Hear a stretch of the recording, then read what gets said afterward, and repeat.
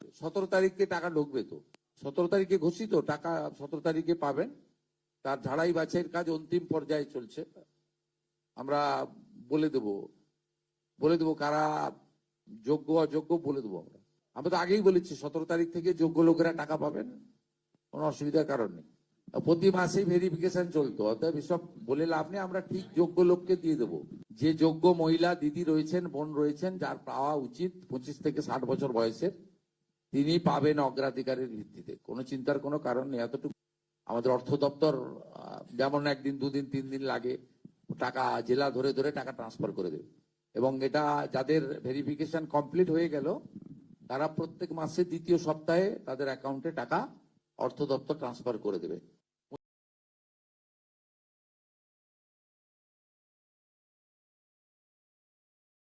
25 বছরের কম যারা, তারা পাওয়ার যোগ্য হতে পারে না।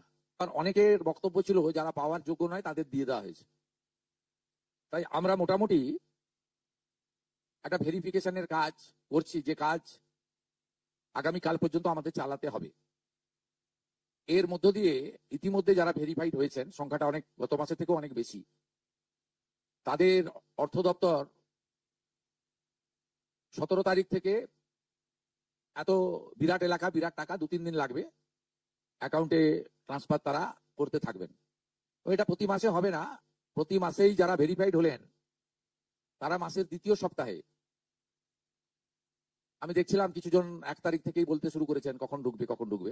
এরপরেও আমরা একটা অভিযোগ পোর্টাল রাখবো, যে অভিযোগ পোর্টালে পরবর্তী সময়ে যে কেউ অভিযোগ করতে পারেন, এবং এই অভিযোগ নিষ্পত্তি করার জন্য আমরা সংশ্লিষ্ট ব্লকের বিডিওদেরকে বিশেষ দায়িত্ব, চিফ সেক্রেটারি দায়িত্ব ফিক্সড করে দেবেন। তারা হিয়ারিং নিয়ে একটা নির্দিষ্ট সময়ের মধ্যে নিষ্পত্তি করবেন। আমাদের যারা যোগ্য বিবেচিত হয়েছেন তাদের বয়স 25 থেকে 60 বছরের মধ্যে হতে হবে, আগেই বলা আছে। কেন্দ্রীয় বা রাজ্য সরকার, কোন বিধিবদ্ধ সংস্থা, সরকারি আন্ডারটেকিং, পঞ্চায়েত, পৌরসভা, সরকার, সরকারি সাহায্যপ্রাপ্ত শিক্ষা প্রতিষ্ঠান অর্থাৎ শিক্ষক শিক্ষাকর্মী, স্থায়ী সরকারি চাকরিতে নিযুক্ত থাকেন, বা পেনশনার্স আসবে না যেহেতু 60 ঊর্ধ্ব, এটা ইরেলিভেন্ট, এরা এই বেনিফিটের মধ্যে পড়ছেন না। তাছাড়া যারা আয়কর প্রদান করেন, অর্থাৎ এখন আয়করের ঊর্ধ্ব সীমা হচ্ছে 12 লক্ষ টাকা বছরে। 12 লক্ষ টাকা পেরিয়ে গেলে আয়কর দিতে হয়। যে পরিবার আয়কর দেন, অর্থাৎ যার বাৎসরিক আয় 12 লক্ষ টাকা, সেই পরিবার এই কর্মসূচি অন্তর্ভুক্ত হওয়ার সুযোগ পাবেন না। যে মহিলা নিজে 10,000 টাকার বেশি নিজে উপার্জন করেন মাসে, তাকেও এর বিবেচনার মধ্যে প্রাথমিকভাবে আনা হয়নি। যারা ক্যাজুয়াল কন্ট্রাকচুয়াল, মানে বাড়ির পুরুষ মানুষরা, তাদের বাড়ির পরিবারের স্ত্রী বা অন্যরা বিবেচিত হবেন। যদি কোনো মহিলা, এটা একটি নারী অর্থনৈতিক সশক্তিকরণের স্কিম, সেক্ষেত্রে যিনি সরাসরি নিজে 10,000 টাকার বেশি উপার্জন করেন তাকে বিবেচনা করা হবে না। 25 থেকে 60-এর মধ্যে যারা 3,000 টাকার কম ভাতা পান, ধরুন উইডো পেনশন 1,500 টাকা এই মাস থেকে হয়েছে, গত মাস পর্যন্ত ছিল 1,000 টাকা, তাদেরকে হায়ারটা দেওয়া হচ্ছে, 3,000 টাকাটাই দেওয়া হচ্ছে অন্নপূর্ণা যোজনাতে।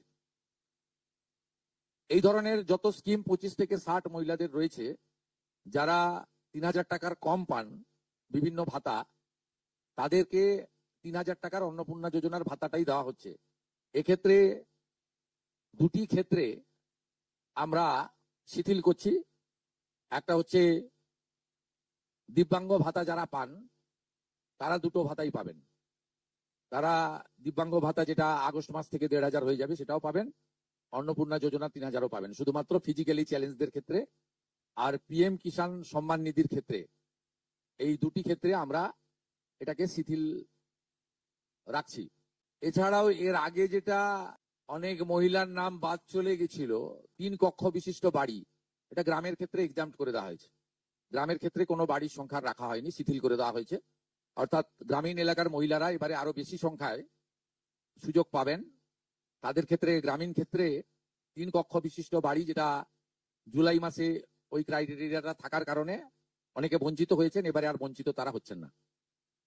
এবং শুধুমাত্র জমির পরিমাণের ক্ষেত্রেও যে 7টি কর্পোরেশন রয়েছে, সেখানে 50 ডেসিমেলের বেশি জমির মালিকানা যারা কর্পোরেশন এলাকা, কলকাতা হাওড়া কর্পোরেশন এলাকা 7টি, পৌর এলাকা এবং গ্রামীণ এলাকাতে ছাড় দেওয়া হয়েছে জমির পরিমাণের ক্ষেত্রে। এর ফলেও আরো অধিক সংখ্যক মহিলা, গ্রামীণ মহিলারা বিশেষ করে এবারে আপনার অর্থ পাওয়ার ক্ষেত্রে সুযোগ পাবেন। যে কয়েক লক্ষ মহিলা তারা জুলাই মাসে অর্থ থেকে বঞ্চিত হয়েছিলেন, এই 3 কক্ষ বিশিষ্ট বাড়ি বা জমির পরিমাণ ইত্যাদির কারণে তাদের ম্যাক্সিমামটাই এবারে আমরা সংযুক্ত করে দিয়েছি এবং প্রত্যেক মাসে দ্বিতীয় সপ্তাহে, যেহেতু সরকারের নিজস্ব তহবিল থেকে এটা দিতে হবে এবং টাকার অ্যামাউন্টটাও খুব বড়, অ্যামাউন্টটা যথেষ্ট বড়, এক্ষেত্রেও প্রত্যেক মাসে 10 থেকে 15 তারিখের মধ্যে যারা বৈধ প্রাপক হিসেবে চিহ্নিত হলেন তারা পেয়ে যাবেন।